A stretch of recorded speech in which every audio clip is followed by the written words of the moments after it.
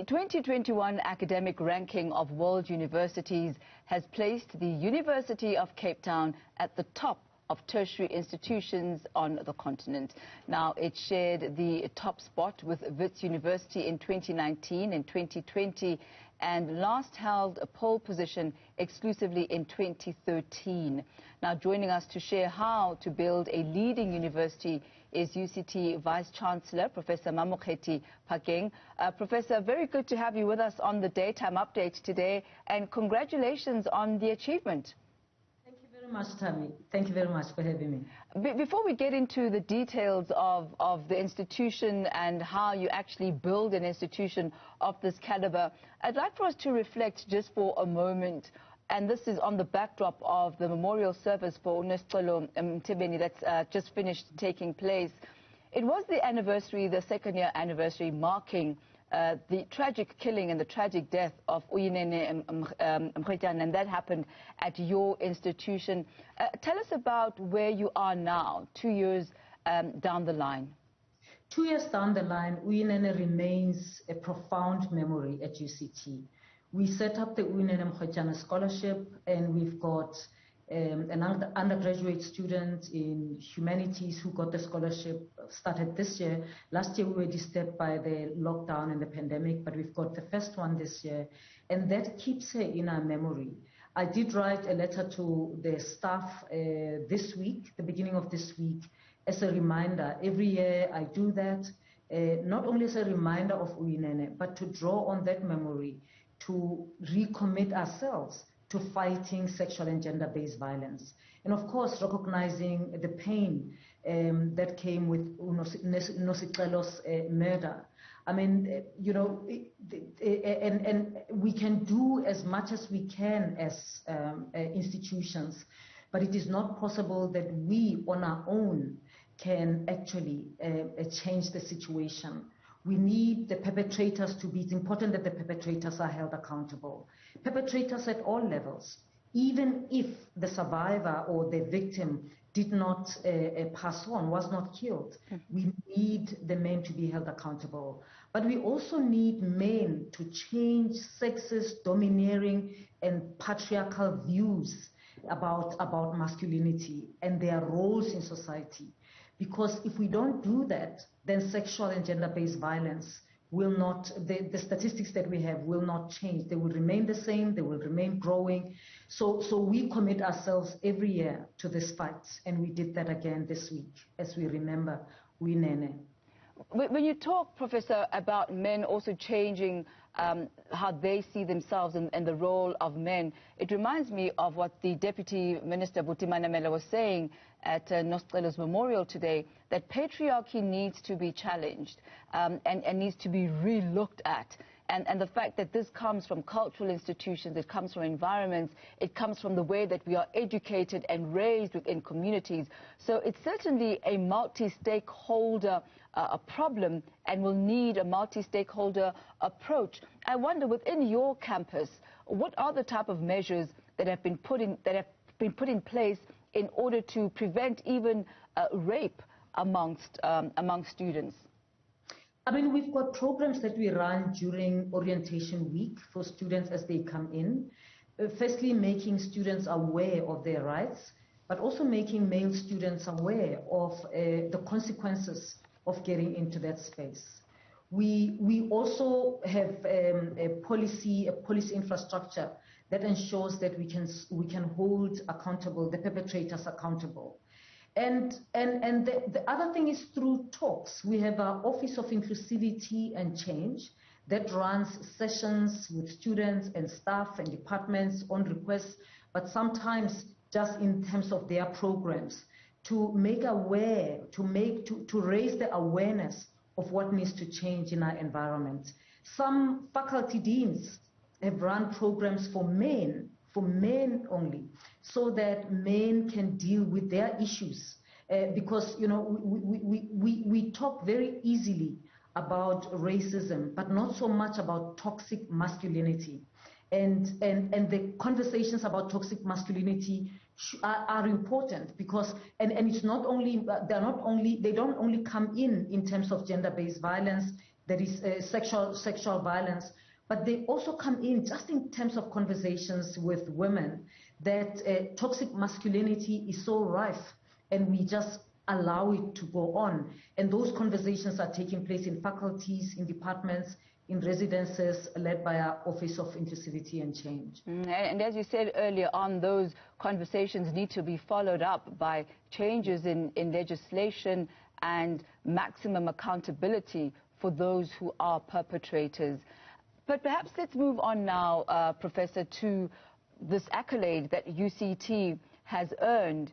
2017, 2018, Wits University walked off with the best university on the continent. 2019 and 2020, you shared that spot, so you were tied.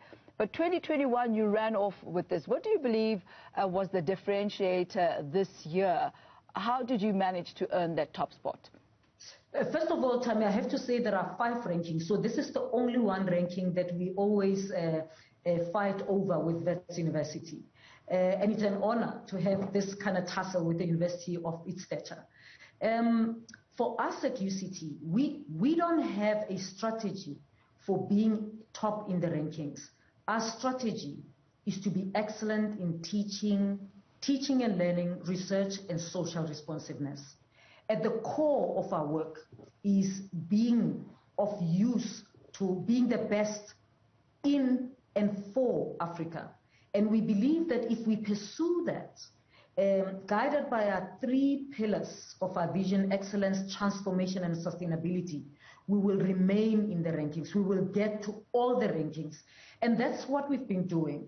Of course, you cannot get into rankings like that without people. You know, we won it only because of the people, the talent that we have.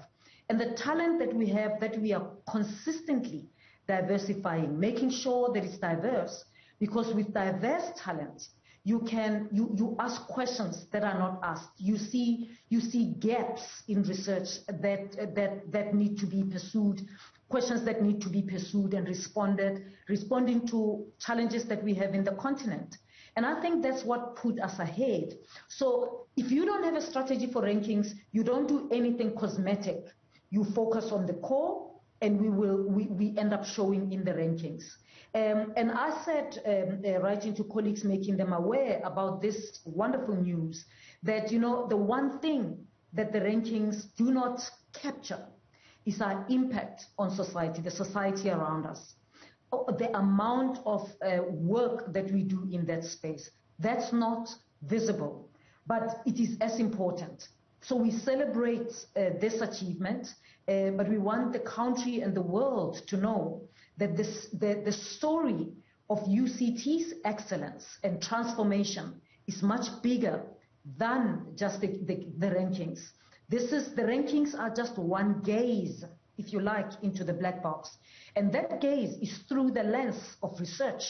And so in terms of research, we have performed exceptionally well. We are building our young researchers, making sure that we don't run out of energy, and this will keep us in the game. So the 3 top cited researchers are here at UCT, and only one of them is an emeritus professor. The other 2 are professors who will be with us for a while, which is really good. And so that's what we mean by talent. And keep growing new talent. And so perhaps let's focus on the areas that are being adjudicated in these type of rankings. What do these institutions look for when universities need to score points? Well, there's a variety of things that the rankings look for. I mean, it's of course the publications. So where you publish, right? So the publications, and they foreground publications in science and nature. Sometimes the Lancet, and sometimes Cell. And so those are top journals, and it's publications in that. It's also the citations. So how much of your work is cited out there in the world? Okay, so globally. So the citations matter. And then there's also the number of Nobel Prize winners who are alumnus of the university. So those who are alumnus of the university and those who are staff of the university. All of that counts in this space, and I'm thinking of them off the top of my head. And then there's also field medalists. A field medal is won only in mathematics, and it's going to be mathematicians who are below 40. So they also take that into consideration. And basically, when they check major citations, and then they check per capita academic performance of an institution. So if they check the number of academic staff and our performance, how are we doing? And that can be by publication, papers published, by citations, and so that's how we show up. And each one of those would have a percentage. So Nobel Prize and field medals will be 10%, and if it's alumnus, if it's staff, you get 20%. If it's papers published in Nature and Science, it's about 20%. And then you've got papers indexed or in other major citation indices. So there are several citation indices in the world. You get 20% for that, and then you've got per capita academic performance, and that's 10%. So if you think about it, Tammy, if an institution wants to play the game just to be in the rankings, what they do is that they recruit a Nobel winner from another country and they employ them as an honorary professor, and then they can count them in the rankings. We don't do that. We don't do that. The three people who are the top cited this year are professors who've been here for years. Professor Vicky Lambert, who's a woman, it's really great, Professor Dan Stein, and Emeritus Professor William Bond. So we don't tweak. What we do is we build talent. And that's why when I took office, I started the project, the initiative of Future Leaders program. The Future Leaders program consists of all the young people who are destined to be leading scholars in their field, and they are currently P-rated, and our view is that they will continue to do this work as we go on. They are diverse, they are young, under 40, and we're investing in them heavily to make sure that in the next 5 to 10 years, they are leading scholars, and they are the ones who are getting us into spaces that we wouldn't be able to get into in terms of research and social responsiveness. Professor Mamokgethi Phakeng saying no gimmick in their game. Do stay with us as we continue our conversation with her in just a moment. Thank you for staying with us. This is your Daytime Update. We are in conversation with the University of Cape Town's Vice-Chancellor, Professor Mamokgethi Phakeng, and this is on the backdrop of UCT having earned the #1 top spot as Africa's top university. Now, Prof, you mentioned that there are 4 other rankings that you participated in. Which are those, and how did you fare? So the one is the Times Higher Education. So we are currently leading in the Times Higher Education, and there's a big gap between us and VETS. And the Times Higher Education will release their 2022 rankings next month. And then there's the QS rankings. We are leading on that one. And then the third one is the Center for World University Rankings. They do also subject rankings, which we rank very well, not only as a university, but in many different disciplines. And then we have the US News and World Report Best Global Universities. That one, again, focuses only on research, and we are leading on that one, and a big gap between us and VETS. And in the US one, they get released later in the year, so they came out last year, and we were 103 last year. And then the ones that we are talking about now is Shanghai's academic ranking of world universities. These are the ones that have just released. And of course, these ones, the Shanghai academic ranking of world universities, they release for the institution ranking, but they also show subject rankings. And we are doing very well also in terms of subject rankings. So what do these type of accolades do for the university? Are you able to access more funding? What are the perks and the benefits for institutions? You know, so they earn us favor with donors when we apply for funding. Individual researchers apply for funding. They earn us also favor when, as an institution, we apply for funding, whether for a building or for equipment, because we can be trusted, we are credible. They also earn us favor in terms of students, top students across the country and the world who may want to come and study at UCT. And it's important for us to keep an international student body, with the majority of student body being South African. But because we are a global university, we want our students to be able to get out of here scientifically and technically trained, but being able to hold their own anywhere in the world. So we take a percentage of students from elsewhere in the world, and students who choose us for a semester study abroad, for example, who come here just for a semester to do a course and go back home. And then, of course, in subjects such as, for example, in oceanography, we are number 48 in the world in oceanography.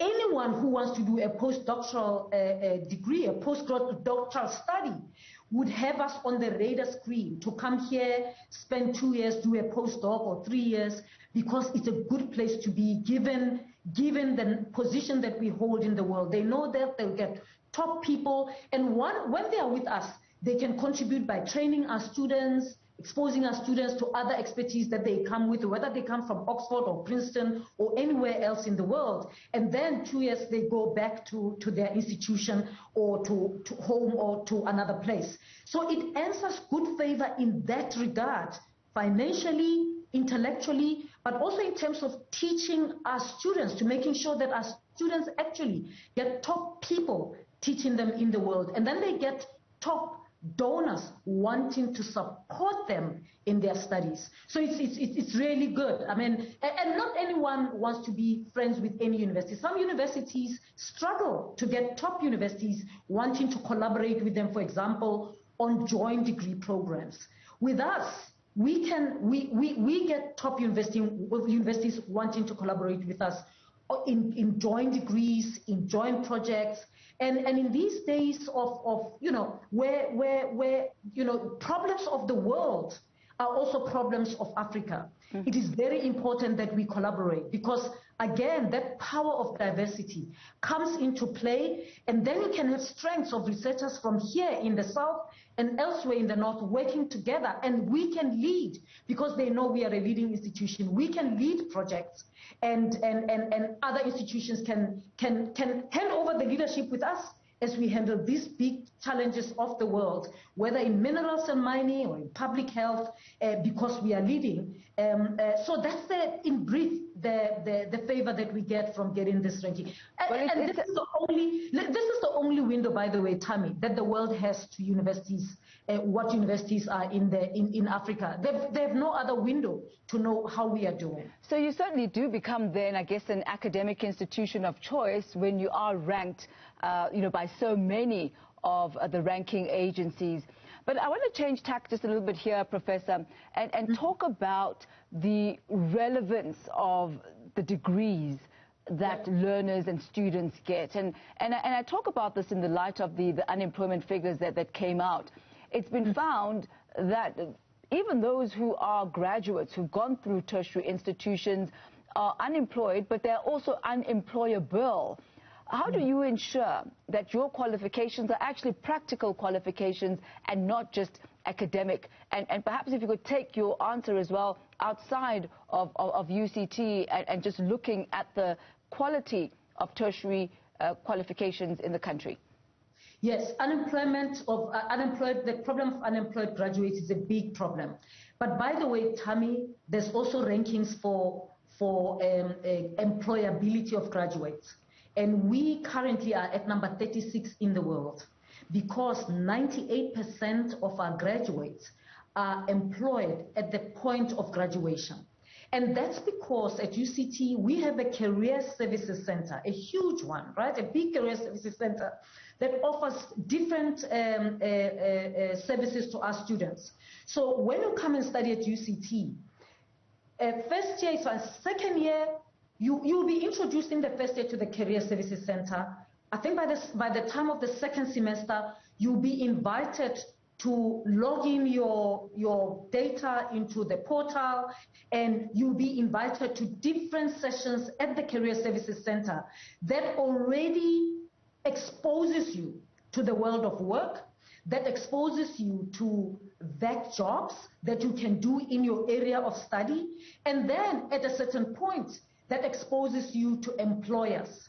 Before COVID and last year, I think we did it online, we also host a big careers expo where we call employers and our former graduates, our alumnus, who come and talk to our students about what does the workplace work? How does it work? How do you apply? How do you prepare for an interview? How do you prepare your CV? How do you position yourself at an interview? So we offer not only degrees that are applicable, and I'll go to that, but we offer also a service that introduces students to the workplace, to the world of work, so that when they go out there, they first of all, when they go and compete for jobs, they know how to position themselves. And by the way, we stick with our graduates up to 3 years after graduation.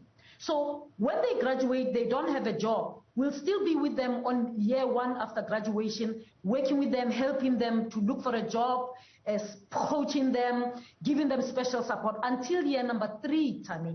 And that is why our graduates are largely employed. That's why we have 98% of them employed. And the employability rankings don't hit the media in this way, but I think they should, because universities, we need to take it as a challenge. And here's the thing, of course, universities' role is not just to produce labor for the corporate world, right? We're not just here to produce labor. We produce knowledge, we produce thinkers, we produce people who create new jobs. If we only limit universities to producing only workers or employers, then we will harm the country.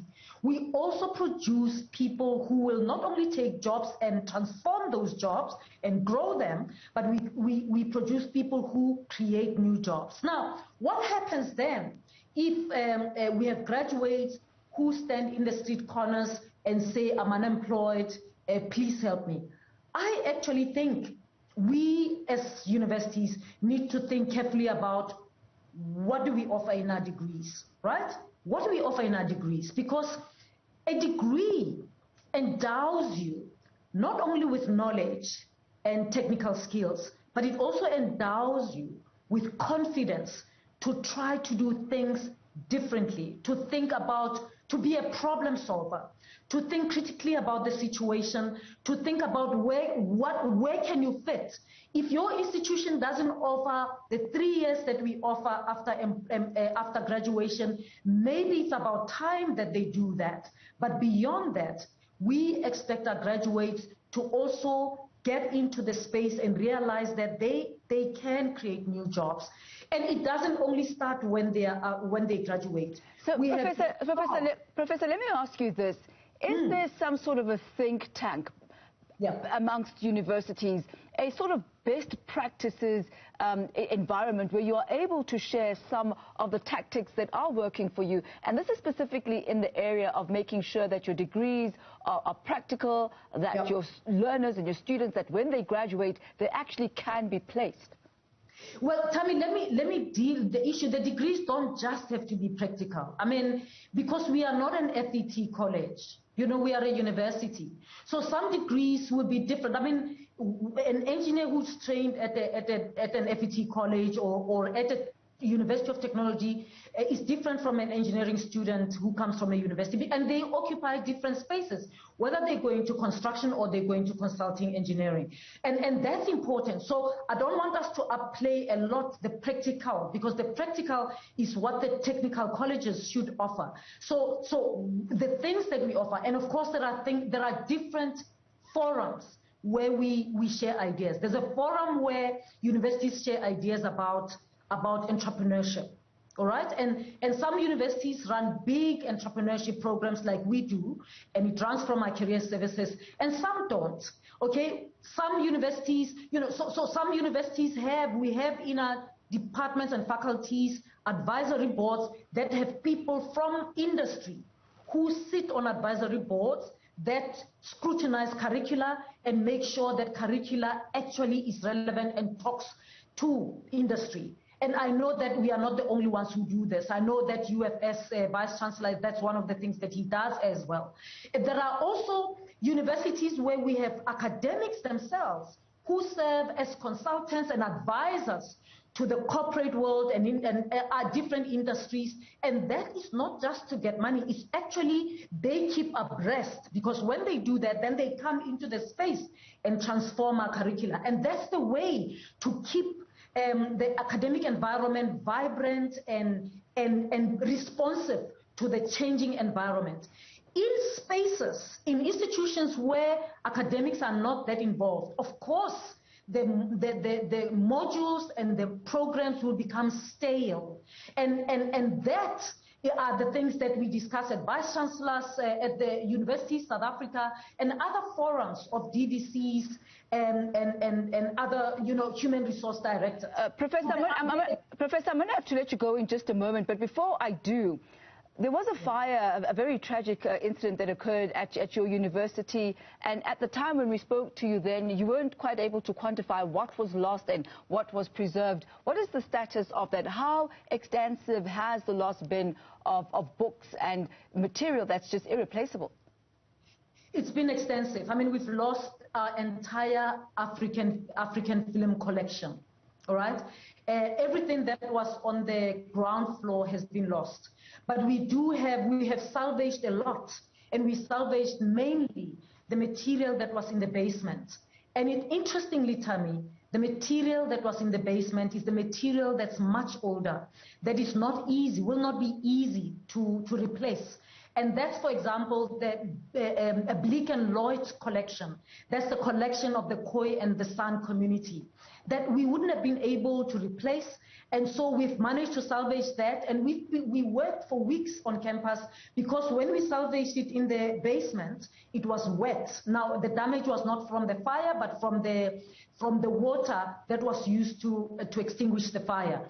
And it's been a long process of saving that material, drying it. We've now kept it safe off campus. With the buildings that we have, so the material that we've lost, we've been also locating all over the world where we can find it, what we can replace, and there's some that we can replace. But of course the pain will remain. The buildings, we've started repairs, so the students are back at Fula and Smuts.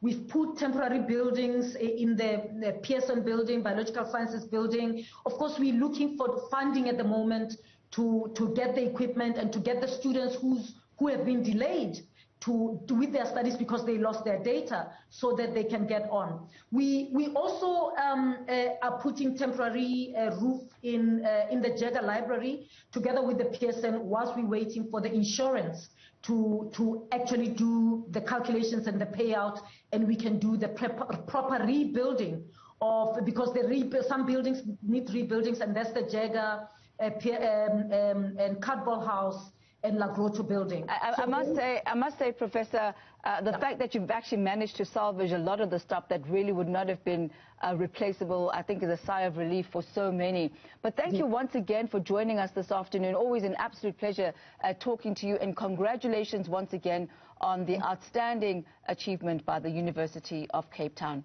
That there is the Vice-Chancellor of the University of Cape Town, Professor Mamokgethi Phakeng.